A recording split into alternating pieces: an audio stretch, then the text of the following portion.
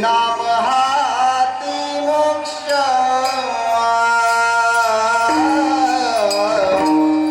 मुखी नाम हाती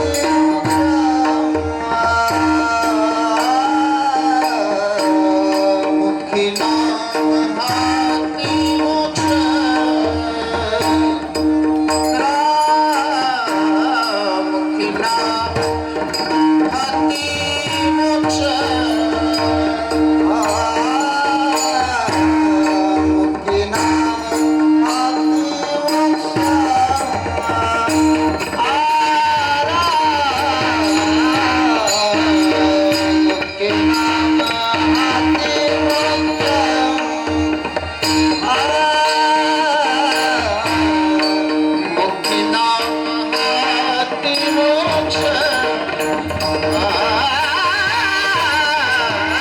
मुखी नाम हाती मोक्ष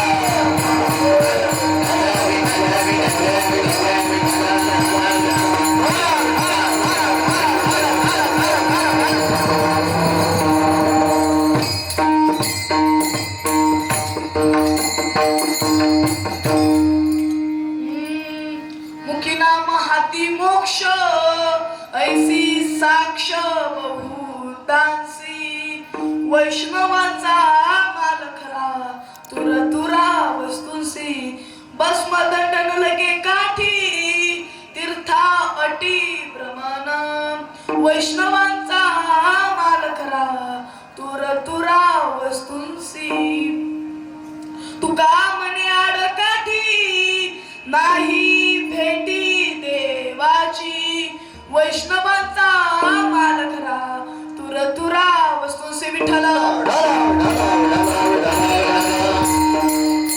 तर कीर्तनाला सुरुवात करण्यापूर्वी तुम्ही आम्ही ज्या भगवंताचे दास आहोत, अहो ऐका, जर एखादा मनुष्य जर जास्त श्रीमंत असत तो मला सांगा गौऱ्याचे की म्हणजे जो शेण वाहील का?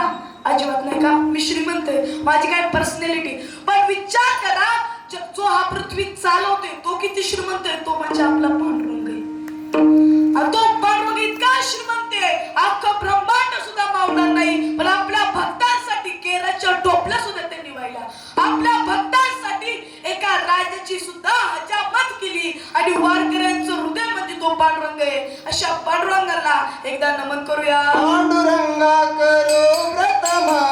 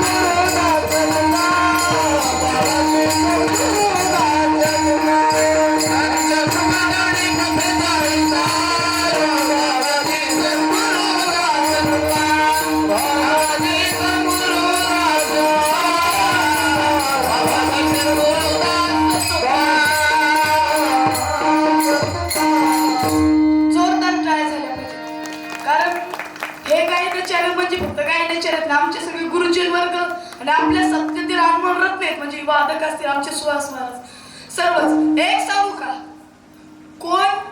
कोण इंस्टाग्रामला जास्त फेमस गायक आहे त्यापेक्षा कोण हृदयापासून गातोय त्याला महत्व, ते म्हणजे आमचे सर्व गुरुजी वर्ग आहे. तर पाहिला गेलं, मला सांगा, माझं वय आताशी मी 9वीत गेलो, मला ज्ञान कुठून प्राप्त झालं?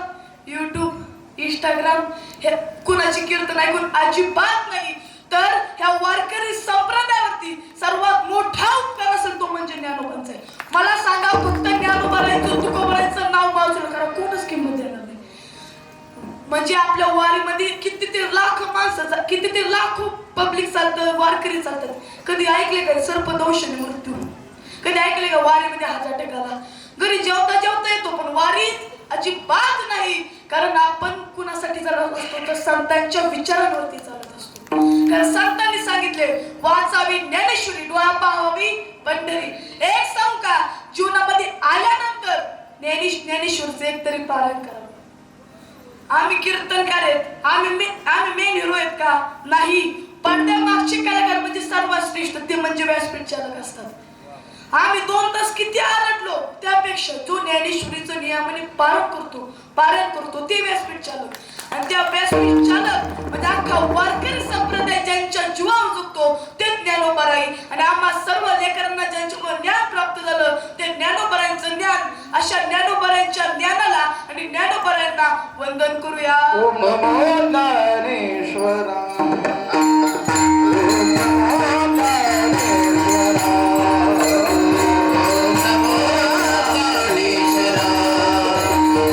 Oh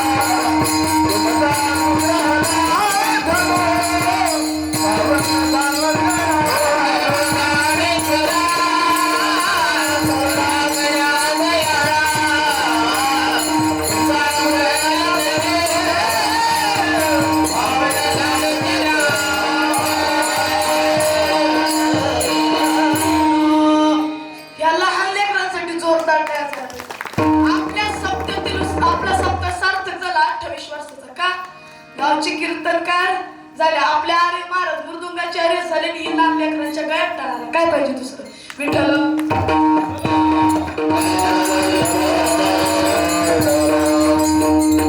मी एक सांगून जातो आता मी पुरंदरला शिकायला म्हणजे मला माहिती एक गाव असे 25वा म्हणजे सप्ताह होता तर त्यांनी किती 25 लाख रुपये खर्च केला 108 पोरं टाळकरी आणि अंगीवर पण गावचं एक पण उभा नाही गावचं एक पण महाराज नाही गावचं एक पण प्रवचन करत नाही काय उपयोग आहे पण मला अभिमान वाटतो माझ्या गावामध्ये शैक्षणिक असेल आध्यात्मिक मध्ये सर्वात पुढे आपलं गाव आहे आणि हीच आपली गावाची खरी श्रीमंत आहे आपल्या गावात जास्त बंगल्यांपेक्षा जास्त मंदिर आहेत काय पाहिजे दुसरं विठ्ठल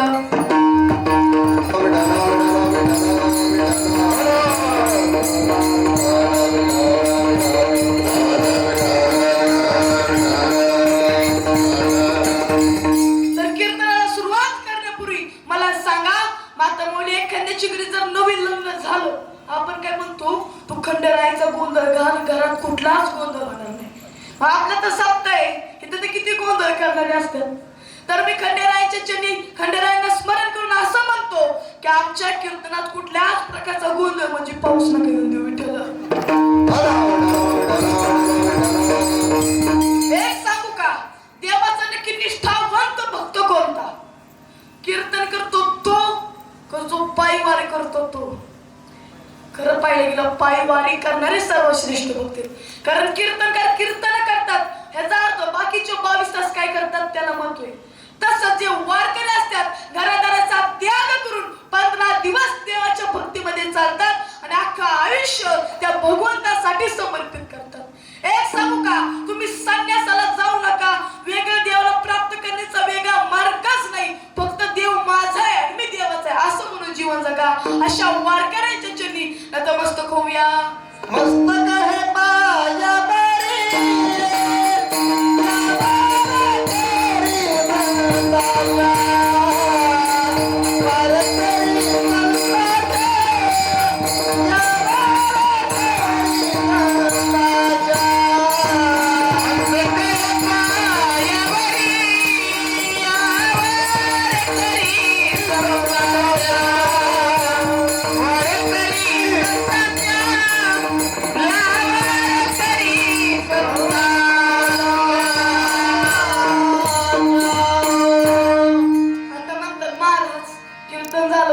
चालू आणि आल्यापासून काय नक्की ह्याला नमन करू त्याला वंदन करू नक्की प्रकरण काय तर ऐका आपण ज्या ज्या संतांना भगवंतांना नमन केलं आपण त्यांना आव्हान केलं की आमच्या पडवी गावचा 28वा सप्ताह आहे आणि तुम्ही त्याच्यामध्ये हजेरी लावा एक सांगू का ज्या नारद महर्षी भगवंताला विचारतात देवा आम्ही तुला कुठं शोधू त्यावरती नारद त्यावरती भगवान विष्णू म्हणतात माझे भक्त गाती देते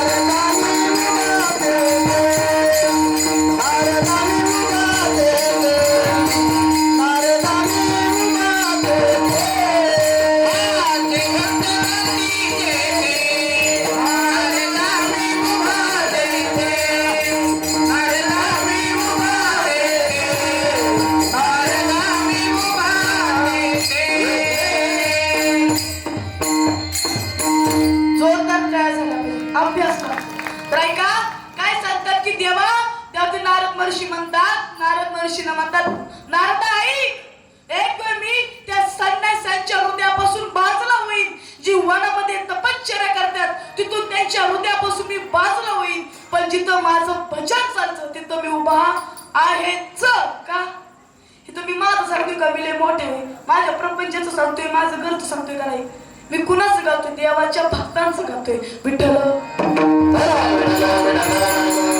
तर कीर्तनासाठी निवडला अभंग जगद्गुरु तुकोबारांचा आहे म्हणजे वारकरी संप्रदायात अशा काही काय दिलं अलिखित नियम आहेत त्यामध्ये पहिला नियम पहिल्या दिवशी नाम प्रकरणच अभंग घ्यावा का मग बाकीचे 7 दिवस नामस्मरण करतील पहिल्या दिवशी नामाचा महिमा सांगितला नंतर पहिल्या दिवशीची महाराजांचं काम काही पंत्रवळी वाढायचं उदाहरणार्थ आणि बाकीच्या त्यात म्हणजे थोडे पदार्थ ठेवायचे कार्य दिवशी ग्रहण करायचे जीवनाचं सार्थक विठ्ठल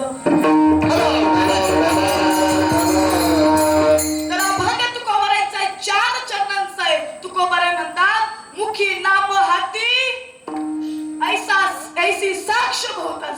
म्हणतात जर मुखामध्ये नामस्मरण केलं मोक्ष आपल्या हातात आहे.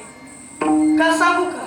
भगवंताचं नामस्मरण फक्त जप साधना असते बघा, नुसतं बटन वाढून किती नामस्मरण करताय त्यापेक्षा इथून किती करताय म्हणतोय राम राम राम राम राम ही गोड वाटते का? राम राम ही गोड वाटते. देव म्हणतो माझं जास्त नामस्मरण करण्यापेक्षा हृदयापासून करा. म्हणजे पहिली एक परंपरा होती बघा, जर आपण कुणाला भेटलो काय म्हणायचो? राम राम. कुठं फोनाला राम राम नमस्कार, तिथं तर देवाचं नामस्मरण व्हायचं. आता हॅलो ही पद्धत आली, तो भाग सोडून द्या. तर माईक चालू करताच मी म्हणत होतो हॅलो हॅलो विठ्ठल. एक सांगू का? तुकोबारा म्हणतात की तुम्ही कशावरती विश्वास ठेवा? वैष्णवांवरती. आता वैष्णव कोण? तर संत महंतावरती तुम्ही विश्वास ठेवा. कारण तो संतांचे जे भांडवल आहे ते खरंच आहे. कारण संत आधी अनुभव घेतात मग समाजाला उपदेश करतात. परत आपल्या तुकोबारा तिसऱ्या चरणात सांगतात की भस्मदंड न लेगे काठी तीर्थाटी भ्रमण. तुम्ही जर देवाचं नामस्मरण करत असताल, प्रामाणिकपणे जीवन जगत असताल आणि त्या देवाची भुई भक्ती करत असताल, तुम्हाला चार धाम करायची गरज, तुम्हाला मोठ्या मोठ्या माळ घालायची गरज. एक सांग का? मोठ्या मोठ्या माळ घालून आणि छोटी माळ घालून, म्हणजे मोठी माळ घालणारे शक्यतो बुंदूच असतात विठ्ठल.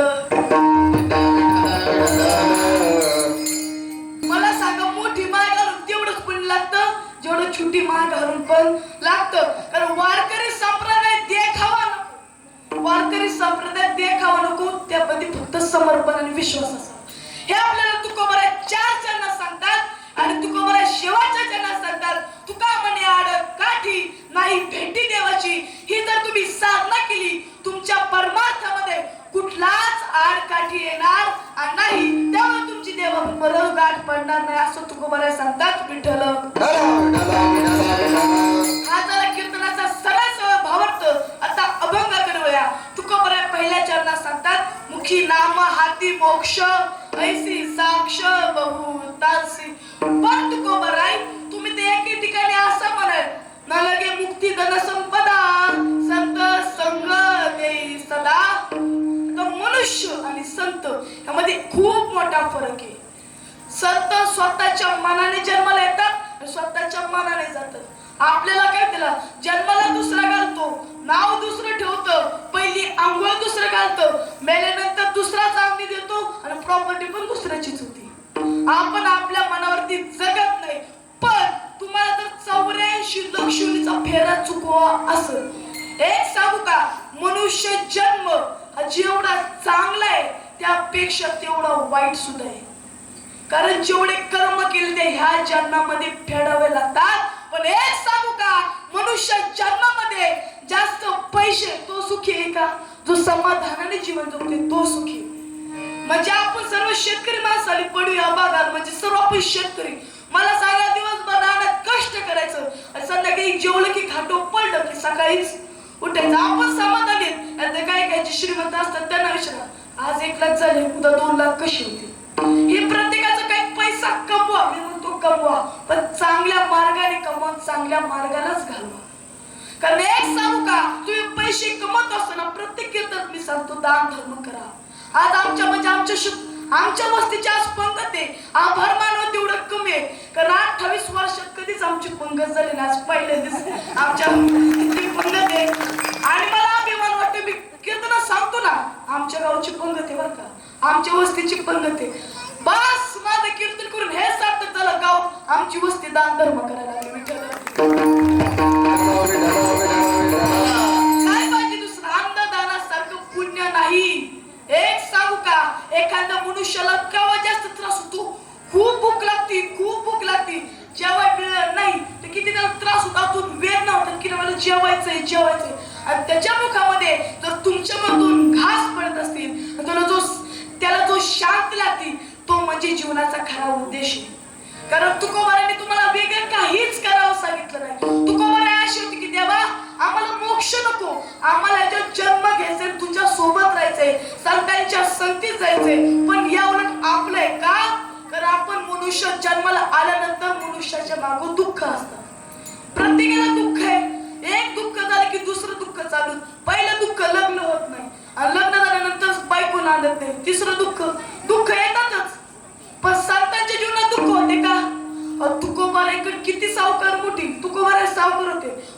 जीवनासाठी आशी सोडून दिली त्याला म्हणायचे संत.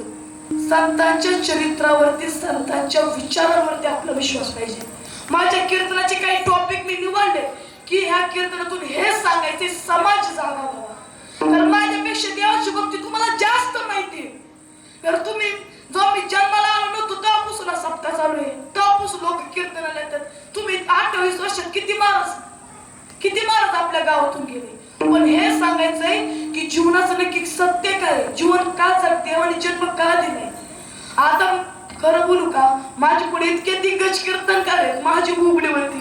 तर आमचे आनंद महाराज म्हणजे आखी आपली दौड पुरंदर नाव गाजलेले आहे त्यांचं. आमचे जेंडे महाराज इंदुरकर महाराजांचे कीर्तनाला साथ करतात आणि आज आमच्यासारख्या ब्राह्मणाचे कीर्तनाला साथ करतात. आमचं भाग्य आहे.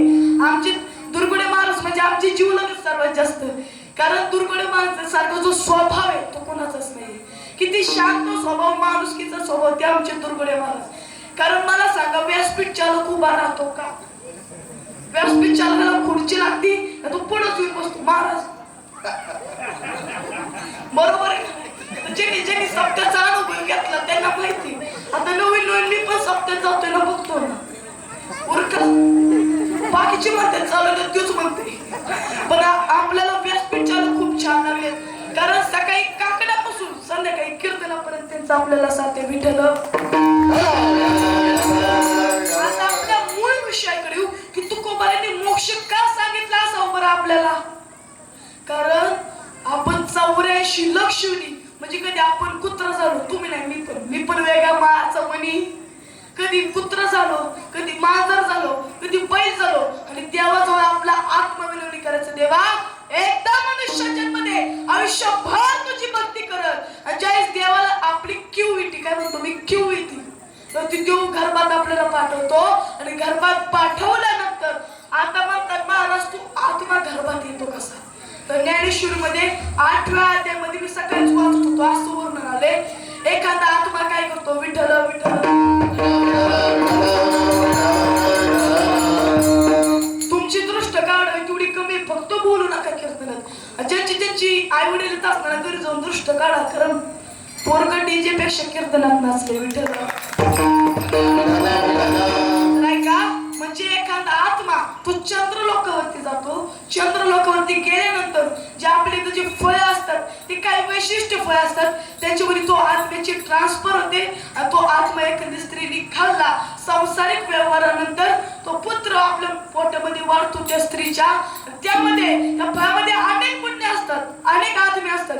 पण ज्याचं भाग्य त्याला तो मनुष्य जन्म मिळतो. आणि मिळाल्यानंतर गर्भामध्ये असतो ना जीव, तो काय म्हणतो, देवा एक मला ह्या यातनातून सोडून टाक.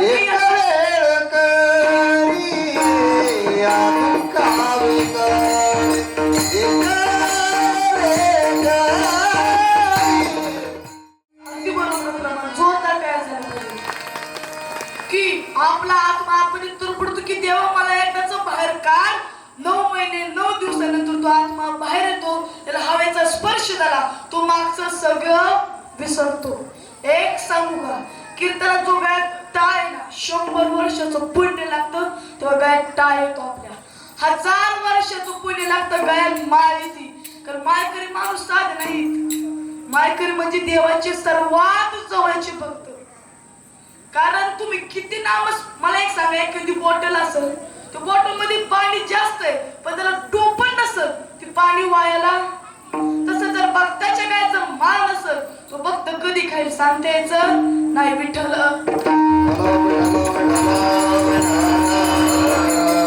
तर हा विषय होता की मोक्ष का, मनुष्याला मोक्ष का. तर ऐका, कारण आपण कधी कुत्रा झालो, मांजर झालो, तुकोबारा अशी म्हणतात की तुम्ही हे आलापिष्ट सहन करण्याऐवजी तुम्ही देवाची भक्ती करा, मुखाने नामस्मरण करा. आणि ते देवाला प्राप्त केल्यानंतर जर तुम्ही देवाच्या तत्वात विलीन झाला, तुम्हाला ह्या यातना भोगाव्या लागणार नाही. का, कारण तुकोबारा आपल्या वडिलांप्रमाणे उपदेश करतात आणि ज्ञानोबारायण मातेच्या काकुळतेने आपल्याला सांगतात. आणि तुकोबाराने काय सांगितलं, अभंगाचं प्रथम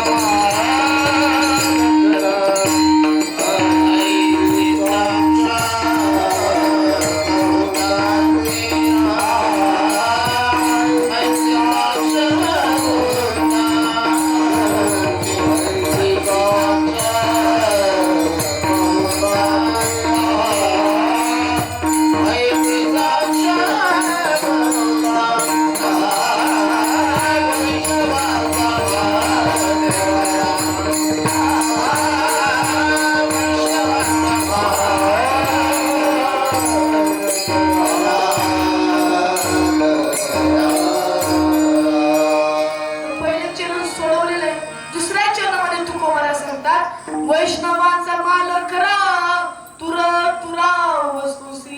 आता प्रश्न असेल तुकोबरा साधक म्हणतात नक्की वैष्णवांचा माल म्हणजे काय.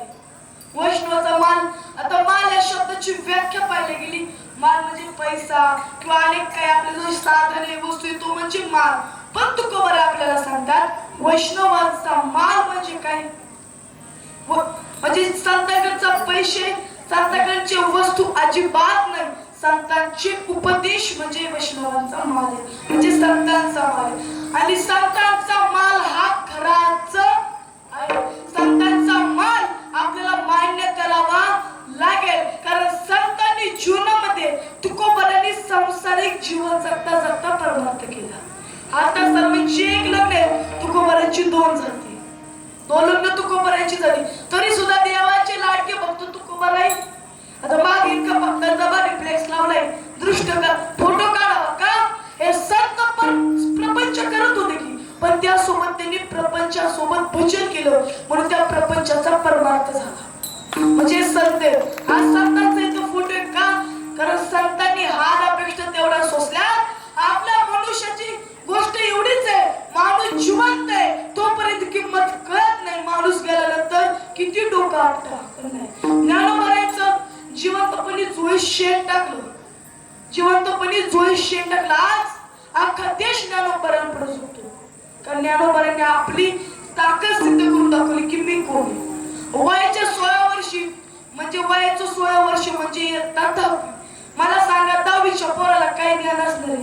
ज्ञानोबारांची ती 10वी आणि आत्ताच्या पोरांची ही 10वी विचार करण्याची बाब आहे का, कारण ज्ञानोबारांनी वारकरी संप्रदाय सोबत नाळ जोडलेला आहे. एक सांगा या जगाच्या पाठीवरती वारकरी संप्रदायासारखा कुठलाच संप्रदाय नाही ज्या संप्रदायामध्ये जात धर्म पाहिला जात नाही. आपल्या संप्रदायामध्ये कोणत्या जातीचा असतो फक्त काय महाराजांची तो देवाचाच आहे, तो एकमेव म्हणजे हा वारकरी संप्रदाय. ज्ञानोबारांची जात पाहिल्या गेले, ज्ञानोबा ब्राह्मण होते, तरी सुद्धा इतका सण काय केलं, देवा मी तुझा आहे आणि तुझ्या भक्तीमध्ये. कारण तुकोबरा आयुष्यामध्ये दुःख मागतात का, सुखामध्ये जास्त देवाची आठवण होती का, दुःखामध्ये देव सगळ्यांना आठवतो का.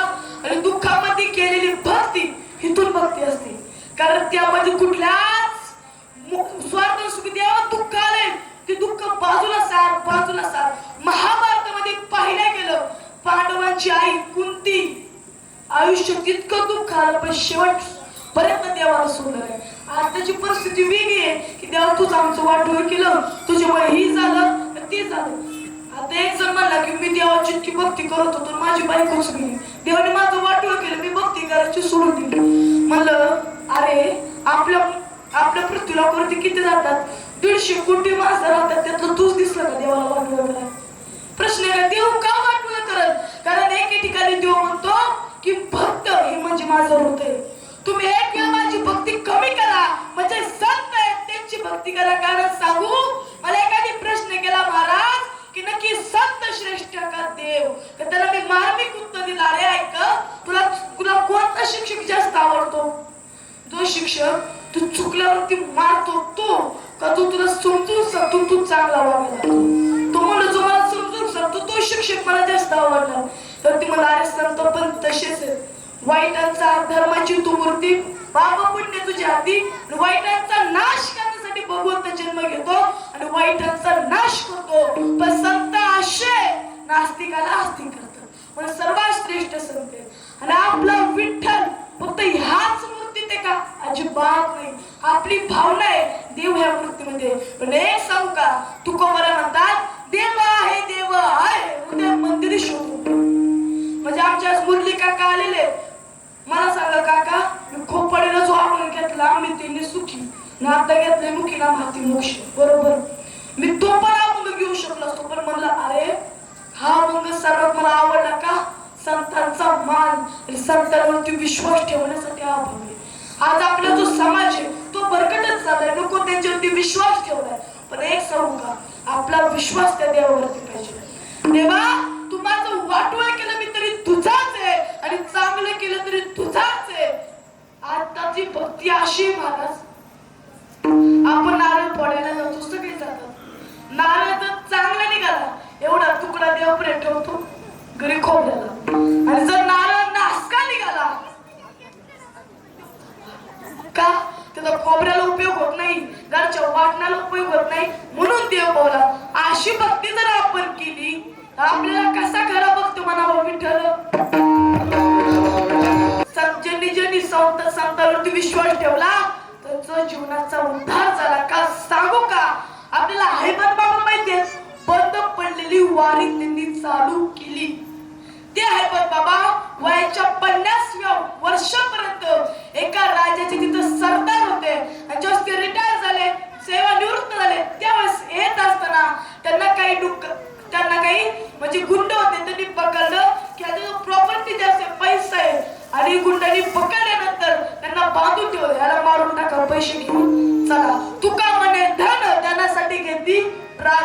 आणि हैबत बाबाचं तिथं प्राण जाणार होता. पण हैबत बाबा म्हणतात ज्ञानोबा मी तुमच्या विषयवरती आधीच्या विषयवरती आता मला वाचवा, आयुष्यभर तुमची सेवा कर. त्यावेळेस त्या सरदाराला एक जण धावत सांगायचो की अहो सरदार अहो डाकू तुम्हाला काय झाला तर मुलगा झाला असं करताच तो म्हणता आता हे सगळं सोडून द्यायचं, आता फक्त चांगलं काम करायचं. ते मला की ह्याचं काय करायचं त्याने द्या सोडून.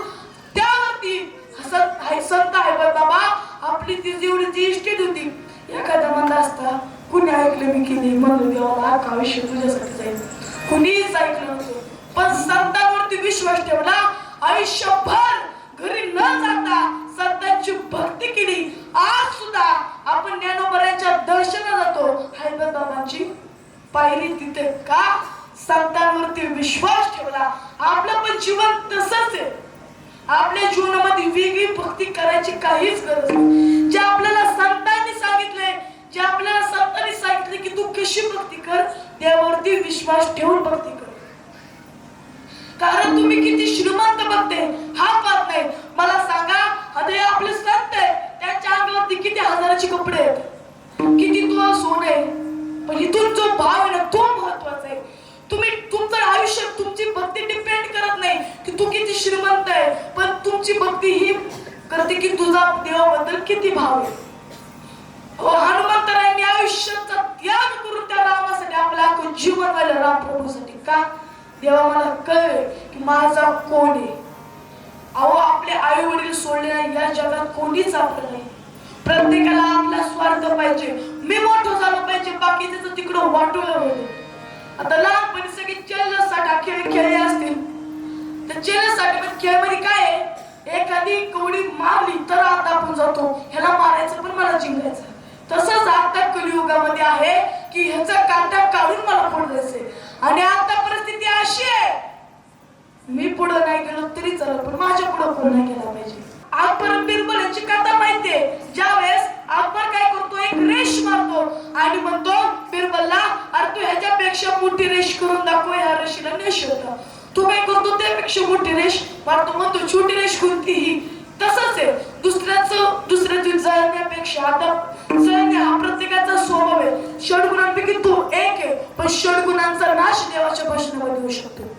कारण छत्रपती शिवाजी महाराज म्हणतात की ज्या वेळेस मला टेन्शन यायचं, ज्या वेळेस माझं डोकं हायफर व्हायचं, मला बॅलन्स राहत नव्हता. आता शत्रूचा अंत केला, किती राग असणार डोक्यात, का ह्यांनी माझ्या राईला त्रास दिलाय. त्यावरती छत्रपती शिवाजी महाराज तुकोबारांच्या पायथ्याशीवर कीर्तन ऐकायचे. तर तुकोबाराई लहुगामध्ये तुकोबारांचं कीर्तन चालू होतं. छत्रपती शिवाजी महाराज तिथे येतात. आठवा ते कीर्तन, ज्या कीर्तनाला छत्रपतींची हजेरी आहे आणि तुकोबाराय कीर्तन करतायत. तुकोबाराय म्हणले, शुभा तुम्ही काय करा, त्याने आपलं उपकरण घेतलं, तुम्ही ह्याच्यावरती बसा आणि तुम्ही काय करा, एखाद्या मोठ्या आसनावरती बसा, एखादा चोरा घालून द्या. त्याची छत्रपती म्हणतात, अहो तुकोबाराय आम्हाला चांगलं ठाऊक आहे कुणाच्या मानकुटी बसायचं, कुणाच्या पायाशी बसायचं. कारण छत्रपती शिवाजी महाराजांनी आपलं अख्खं आयुष्य संतांनी सांगितलं, धर्माचे पालन, धर्माचे पालन, धर्माचे पालन. त्याच्यामध्ये लंगावलं कीर्तन दुपण्यामध्ये त्यावेळेस काही हेर फेरांनी कोणाला सांगितलं, मुघलांना सांगितलं की छत्रपती शिवाजी महाराज कोणत्याच प्रकारचं सैन्यबळ न घेता एकटे तुकोबारायांचे कीर्तनाला आले. अहो कितीतरी मुघल आले, त्यांना प्रत्येक जण शिवाजी राजा दिसला. आज सुद्धा तिथे इतिहासावरती कोरलेलं आहे. ही भगवंताच्या भक्तीचं आणि वारकरी संप्रदायाची ताकद आहे. मला सांगा, जेव्हा छत्रपती शिवाजी महाराज लढाई करायचे त्याचा अख्खा दुरा आवडायचा. कोण कुठे कसं आहे कळत नव्हतं. छत्रपतीच्या अंगावर एखादा तरी वार यावा.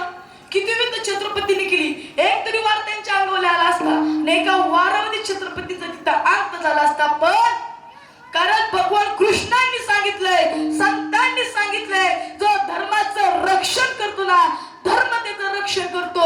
म्हणून छत्रपती शिवाजी महाराजांचा अंत मुघल करू शकले नाही. अहो ज्या वेळेस म्हणजे आपलं पुणे, आताची पुणे आपलं इतकं इतिहासावरती पुणे तिथे काय होणे हे पाहतोय ना, त्या पुण्यावरती ज्यावेळेस आता मला एखादं सांगा, पुष्पाचं धुरंधर पिक्चर किती जणांनी बघितला? मी प्रामाणिकपणे हात वर करतो. धुरंधर पिक्चर किती जणांनी बघितला? धुरंधर पिक्चर सगळ्यांनी बघितला. हा पिक्चर परत काय दिला, पुष्पा वगैरे अनेक पिक्चर बघितले. आता नवीन एक मेला राजा शिवाजी पिक्चर आलाय, तो किती जणांनी बघितला? आता तुम्ही काही नाही, हात वरती आहेत. पण धुरंधर महत्वाचं आहे का राजा शिवाजी महत्वाचं आहे हे आपल्याला ओळखता आलं पाहिजे. का धुरंधर एक मनोरंजनाचा भाग आला, पण राजा शिवाजी म्हणजे महाराष्ट्राचा इतिहास आला. विठ्ठल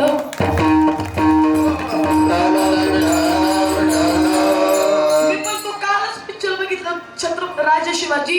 इतका इतिहास त्यात, म्हणजे इतका छत्रपतीचा इतिहास सुवर्णाक्षरात त्यात कोरलेला इतका छान पिक्चर आहे. सर्वांनी मालिका बाजूला ठेवून, सुख म्हणजे की काय असते बाजूला ठेवून तो पिक्चर एकदा तरी बघा. कारण सांगू का, छत्रपतींचं पिक्चर बघण्याची का गरज आहे? समाज जो भरकटच चाललाय ना, तो छत्रपतीसाठी एकत्र होतो. आणि छत्रपतींनी जर आयुष्याचं जे कार्य आहे ते जर आपण डोळ्यांनी पाहिलं तर महाराष्ट्रावरती जो वेळ चालू तो होणार नाही. नसरापूरची गोष्ट काही दिवसांपूर्वी घडली, किती लहान. तोच महाराष्ट्र आहे का ज्या महाराष्ट्रामध्ये छत्रपती शिवाजी महाराज जन्माला आले? प्रश्न पडतो ना. हो यज्ञबाळ, तोच महाराष्ट्र आहे का? कुठं चाललाय आपला महाराष्ट्र? ज्या महाराष्ट्रामध्ये ज्ञानोबराय झाले, तुकोबराय झाले, जगातील सर्वात मोठं तीर्थक्षेत्र पंढरपूर आहे, परत छत्रपती शिवाजी महाराज आहे, छत्रपती संभाजी महाराज आहे. त्याच महाराष्ट्रात हे घडते का? समाज प्रबोधन कमी पडतं. आपण माणसांना जाग केलं पाहिजे. कारण हे द्वापर युग नाहीये, हे सतयुग नाहीये, हे त्रेतयुग नाही, हे कलियुग. आणि कलियुगाची व्याख्या अशीच आहे, मनुष्य देवाची भक्ती करणार नाही. कारण 4 युग म्हणजे ब्रह्मदेवाची 4 मुलं आहेत. म्हणजे ज्ञानेश्वरीमध्ये आत्मसंख्य योग यामध्ये आलेलं आहे की ब्रह्मदेवाची 4 मुलं म्हणजे 4 युग. ज्यावेळेस ब्रह्मदेव पृथ्वी निर्माण करत होते, आता अनेक जण म्हणतात I am not believe the God, मी देवावरती विश्वास ठेवत नाही. ऐका, मी प्रेमानंद महाराजांचं मगाशीच ऐकलं. मला सांगा, तुम्ही जो चष्मा घातला तो कोणीतरी बनवलाय, बरोबर आहे? चष्मा कोणीतरी बनवलाय, पण चष्मा ज्याच्यात घातलाय तो कोणी बनवलाय? हे जे आपण सुंदर पृथ्वी बघतोय, अक्षरशः दीडशे कोटी माणसाचं फिंगरप्रिंट सुद्धा सारखं नाहीये. किती देव हुशार आहे. त्या ब्रह्मदेवाची 4 पोरं म्हणजे 4 युग आणि 4 युगांना विचारण्यात आलं पृथ्वीचं नक्की करायचं काय, स्वर्गाचे नक्की कसं. सतयुग मध्ये 10% नरकात, बाकी सगळे स्वर्गात. नंतर आलं त्रेतायुग, ते म्हणले की आमच्यातली लय जण नरकात जाणारी नाही का, यामध्ये रामप्रभू येणार आहेत. त्यामध्ये परत विचारलं द्वापारयुग, ते म्हणले की कृष्णांचा अवतार आहे. नंतर विचारलं कलीला, कली अति गर्भवती जाणार होता आणि कली ज्यावेळेस जन्माला आला त्यावेळेस नेमकी अमावस्या होती आणि वाईट तीर्थ जन्माला आला तेव्हा तो वाईट झाला. तुमचं जे काय म्हणतात त्याला राशी असतात ती खूप महत्वाच्या असतात. फक्त राशी पाहत असताना 15-20 हजार देण्याऐवजी राशीला सुद्धा मात दिली, ती म्हणजे देवाचं भजन आहे. तुमच्या आयुष्यामध्ये तुमचं प्रारब्ध सुद्धा कर्म सुद्धा मोडून टाकन, ती म्हणजे देवाची भक्ती आहे. आणि तो जो असतो ना तो कधी तो काय म्हणतो माझ्या ह्याच्यात बऱ्यापैकी सगळी नरकात घालवायच्यात का, कोणतरी नरकात घालवणार युग असावं आणि ती कलियुग आहे. या कलियुगामध्ये बाळूमामाची बातमी तुम्ही ऐकली असेल, किती वाईट आहे, किती वाईट होणे पूर्ण जगाचं. तेव्हा आपला आभार माना, आपल्याकडे तसलं काही चाललेलं नाही. आपल्या गावचा अभिमान विठ्ठल. ऐका, ज्यावेळेस छत्रपतींचा जन्म झाला नव्हता, शहाजीराजे भोसले निजामाकडे चाकरी करत होते आणि त्यावेळेस शहाजीराजे आदिलशाहीकडे जातात. त्यावेळेस आपल्या पुण्यामध्ये शहाजी महाराजांची जागीर म्हणजे सुपार, चाकण आणि पुणे ह्या जागीरमध्ये अक्षरशः मृत्यूचा तांडव केला गेला. गाढवाचा नांगर फिरवला गेला या पुण्यभूमीत आणि असं घोषित केलं की पुणे म्हणजे या पुण्यामध्ये कोण वीर पुरुष नाहीये, कोण मर्द नाहीये आणि पुणे म्हणजे संपलं. त्या पुण्यामध्ये काय होणार आता. आणि आदिलशाहीला म्हणतात शहाजी महाराज मला पुण्यात जायचंय, तर तिथे म्हणतात पुण्याची जहागिरी माघारी दिली जाईल, पण तुम्हाला तिथं राहता येणार नाही. माझे जाऊ साहेब आणि छत्रपती शिवाजी महाराज तिथे जातात. छत्रपती शिवाजी महाराज तिथं आपल्या डोळ्यांनी पाहतात की माझ्या रेतीची काय अपेक्षा आहे. माझी एखादी स्त्री, एक आई बहीण घराच्या बाहेर पडू शकत नाही, इतकी दुर्दम आहे. 4 महिने शेतकऱ्यांनी कष्ट करावं आणि तेव्हा कुठं पीक यावं, त्या मुघलांनी ओढावं.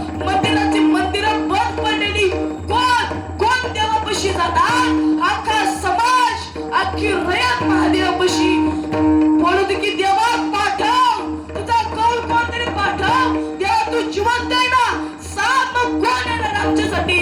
त्या महादेवाचा अवतार म्हणजे छत्रपती शिवाजी महाराज जन्माला आले आणि छत्रपती शिवाजी महाराजांनी सोन्याचा नांगर पुण्यात फिरवला आणि पुणे भूमी ही शिवराची भूमी आहे असं घोषित केलेले ते छत्रपतींचे उपकार आपल्यावरती. आज तर पुरुषाच्या ओठावरती मिशी आणि माझ्या स्त्रीच्या कपाळावरचा तर कुंकुम असेल तो म्हणजे छत्रपती शिवाजी महाराज आहे. आज तर दारातली तुळस आणि मंदिरावरचा कळस त्या राजामुळे ते छत्रपती शिवाजी महाराज आहे. मी कीर्तन सुरू करण्याआधी छत्रपती नारायणला का कीर्तन राजामुळे आबादित आहे. आज माझा देव मंदिरात ते म्हणजे छत्रपतींचे रक्त सांडलेले मावळणी या भूमीत. म्हणून आज माझा प्रत्येक हिंदू माणूस, कोणत्याही जातीतील माणूस निसंकोचपणे जीवन जगतोय. छत्रपतींचे उपकार आहे आणि छत्रपतींना हे ज्ञान कुठं प्राप्त झालं ते म्हणजे संतांचा माल अभंगाचं दुसरं छत्र. वैष्णवांचा मान करा, वैष्णवांचा मान करा, वैष्णवांचा मान करा. तिसऱ्या चरणात सांगतात की भस्मदंडन लगे काठी तीर्थाटी भ्रमण. परंतु कोमराई अनेक काही ठिकाणी असे म्हणतात वारकऱ्यांनी गंध लावला पाहिजे कारण गंध हा वैष्णवांचा धर्म आहे. परंतु कोमराई तुम्ही दोन्ही ठिकाणी असे का म्हणता बरं. तर ते तुकोबाराय म्हणतात अरे जी लोकांना दाखवण्यापुरती भक्ती ती भक्ती करू नका. म्हणजे मोठ्या माया घालायची, भगवे कपडे घालायची ती भक्ती नाही. आपल्याला तुकोबारांनी वारकरी हा पोशाख का द्यावा. पांढऱ्या कपड्यामध्ये म्हणजे शांतीचं प्रतीक म्हणजे भगवे आपलं पांढरी वस्त्र. मला सांगा पांढऱ्या वस्त्रामधील धोतर पद्धतीतील माणूस सगळा अख्खा समाज त्याचा आदर करतो का? ज्ञानोबा तुकोबांच्या तत्वावर चालणारा माणूस आहे. वारकरी संप्रदाय साधा समजू नका. मी मागच्या कीर्तनात सुद्धा म्हणलेलो, गुजरात मध्ये सुद्धा वारकरी संप्रदायाला मानणारे अनेक आहेत. कारण गुजरातला माझं कीर्तन झालेलं आहे अहमदाबाद मध्ये, गांधीनगर मध्ये. मी तिथं पाहिलं वारकरी संप्रदाय म्हणजे आपले ज्ञानोबा तुकोबांचे तिथं पुतळे सुद्धा आहेत का? कारण तेव्हा म्हणतात, मी एकाला विचारलं तुम्हाला ज्ञानोबा तुकोबा कशी माहिती, तेव्हा ते म्हणतात जी हिंदीमध्ये म्हणले की महाराष्ट्राची जी संस्कृती आहे त्या अख्ख्या जगाला चालू शकते. कारण आपली महाराष्ट्र म्हणजे फक्त सांस्कृतिक भाग नाहीये. या भारत देशाला सर्वात जास्त अर्थ कुठून मिळतो? धन महाराष्ट्रातून. या देशाला सर्वात जास्त किल्ले पर्यटन स्थळ कुठे आहेत? महाराष्ट्रामध्ये. या जगातील सर्वात जागृत देवस्थान कुठे आहेत? महाराष्ट्र भूमीमध्ये. संतांची भूमी कोणती आहे? वीरांची भूमी कोणती आहे? बास की आपला जन्म सार्थक आहे. विठ्ठल. तर मला सांगा, एखादी स्त्री कवापर्यंत कुंकू लावती? त्याचा नवरा अवधीत आहेपर्यंत, पती जिवंत तोपर्यंत, आणि मंगळसूत्र पण तोपर्यंत. तसंच वार करायचंय. जोपर्यंत देव आहे तोपर्यंत वार करायच्या. कपाळावरती गंध आणि गायमध्ये देवाच्या नावाचं मंगळसूत्र. विठ्ठल. तिसरं चरण असं चरण आहे, मी ती चरणाचं जरा बाजूला ठेवून माझं गाव म्हणजे माझा अभिमान आहे ह्यातून ती दोन शब्द व्यक्त करू इच्छितो का? कारण आपलं गाव म्हणजे कष्टाचं फक्त शेतकऱ्याचं गाव नव्हे. आज आपल्या गावातली पोरं अमेरिकेला सुद्धा गेली. आज आपल्या गावात एक नाही 2-3 IAS आहेत. परत काय झालं, आपल्या मोरेंचे तिथं झाले ना कोणतरी पोलीस का कोणतरी झाले. परत डॉक्टरांचा मुलगा डॉक्टर झालाय. परत आमची दिदी MBBS च्या पुढची पदवी त्यांना लागली. आमचा अथर्व दादा इंग्लंड देशामध्ये शिकतो. फक्त आपला म्हणजे गाव म्हणजे फक्त शैक्षणिक क्षेत्रात पण नाहीये, वारकरी संप्रदायाची सुद्धा आवड आहे.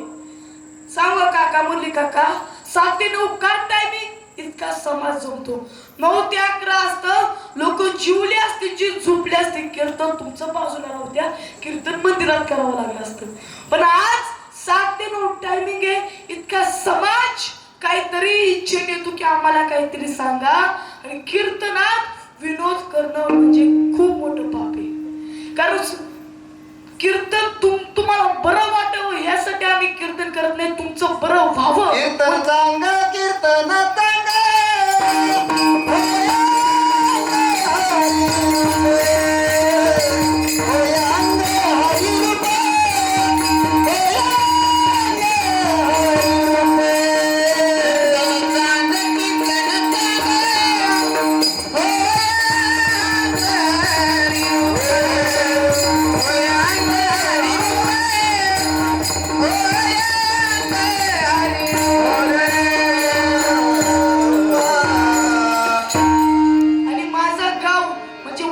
संप्रदायाशी निगडीत आहे.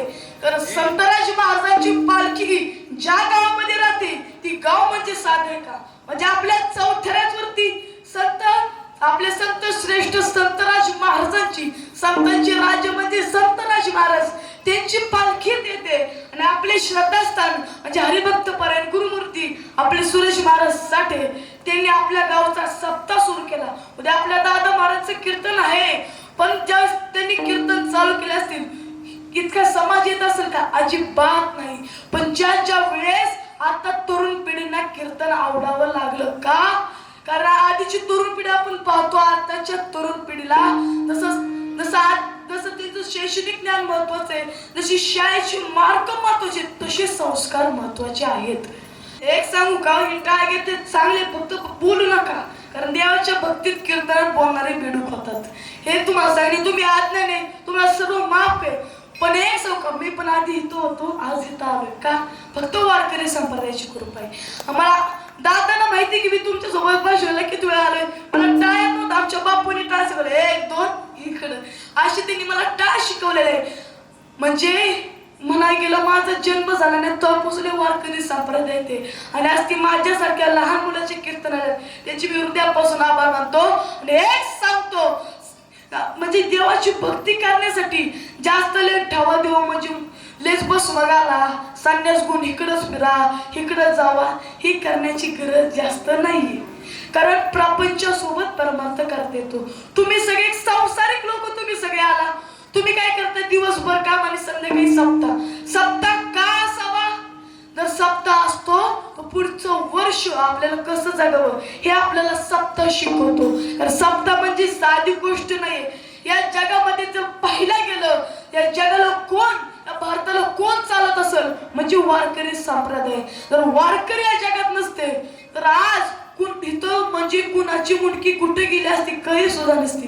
पण वारकरी संप्रदायाने अख्ख्या जगाला शांतीचं प्रतीक दिलं आणि सांगितलं जाती धर्मामध्ये भेद करू नका. आणि आपल्याला हे पण सांगितलं की सर्वजण कोण आहेत वैष्णवांचे भक्तच आहेत. विष्णुमय जग वैष्णवाचा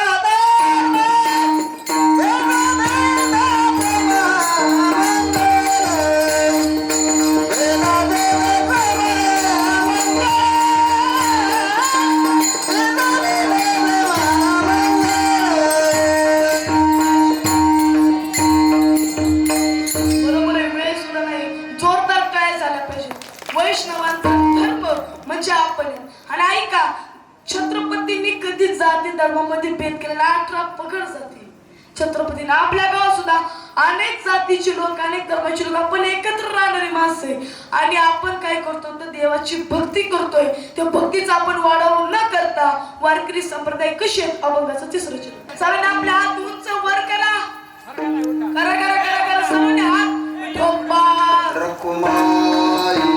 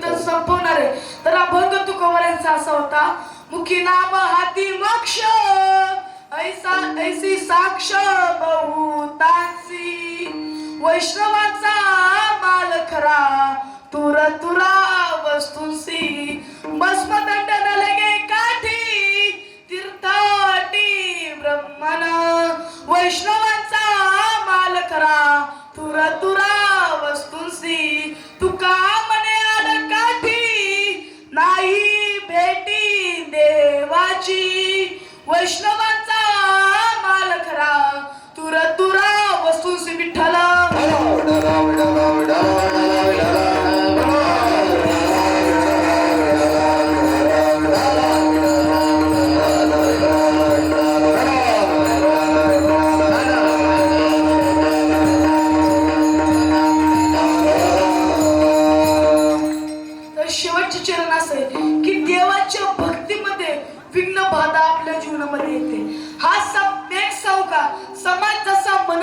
तसं जीवन जगू नका. कारण समाज तुम्हाला जीवन जगू सुखाने देणार नाही. समाज नाव ठेवू द्या. कारण जर गती रोधक असतो तर चांगल्या माणसाला विरोधक असतो. प्रत्येकाला असं काय वाटतं की हा वाईट करतोय पण ही मला ठेवायचं, देवाला माहिती मी कसं जीवन जगतोय. आणि प्रत्येक जण असं आहे की लोक काय म्हणतात, मी जर कीर्तन तू बोलायला लोक काय म्हणतात, मी जर गायत माग घातली लोक काय म्हणतात, का त्याला विठ्ठल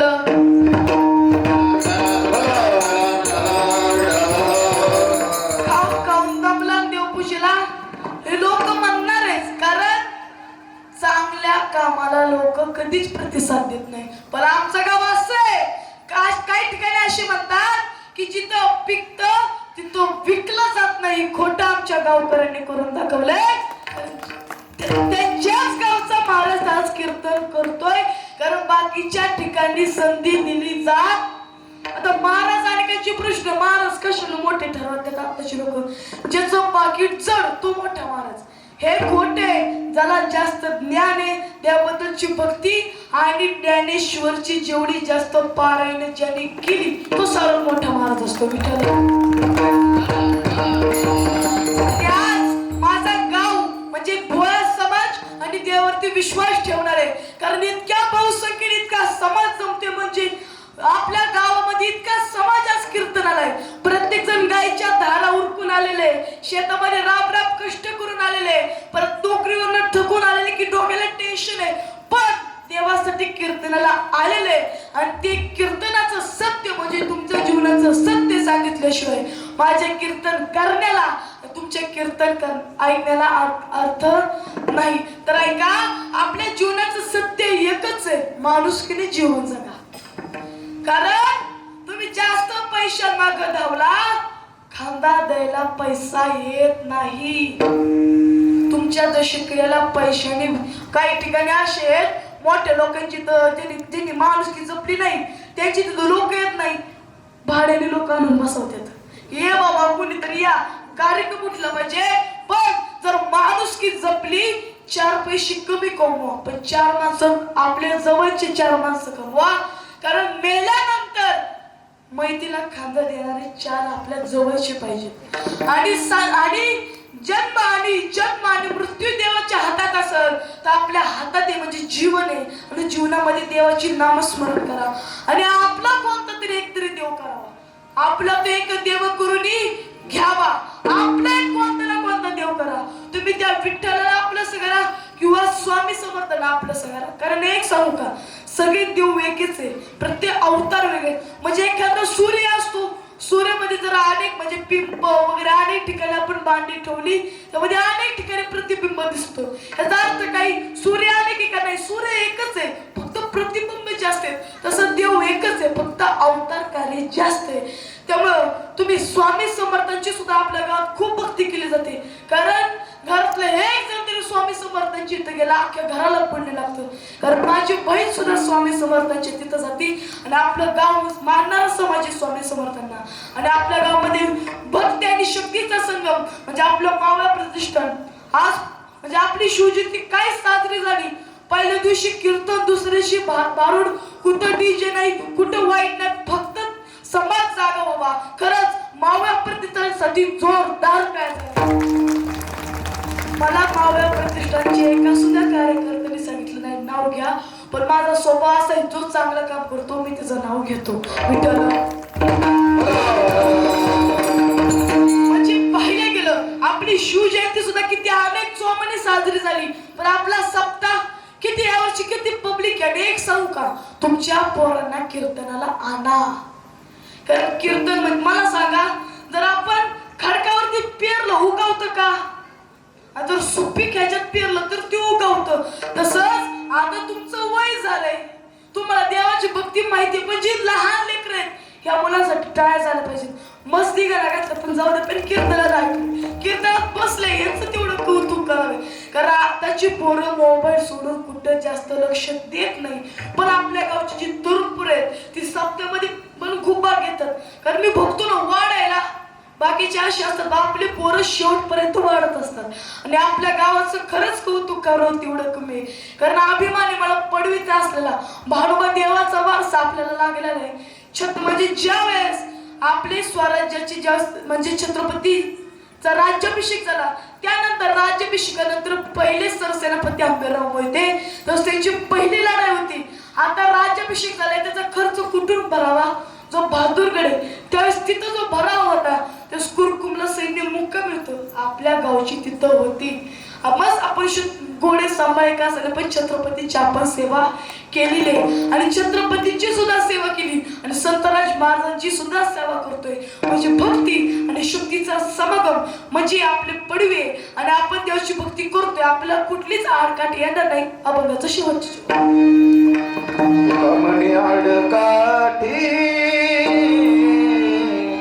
तर आज जी कीर्तनाला आवर्जून उपस्थित राहिले ते म्हणजे आमचे हरिभक्त परायण, आपल्या गावचे व्यासपीठ चालक आणि ज्यांनी ज्ञानेश्वरी पारायण आपल्या गावामध्ये घेते ते आमचे गुरुस्थानी असणारे हरिभक्त परायण तुषार महाराज दुर्गुडे, त्यांची मी हृदयापासून आभार मानतो.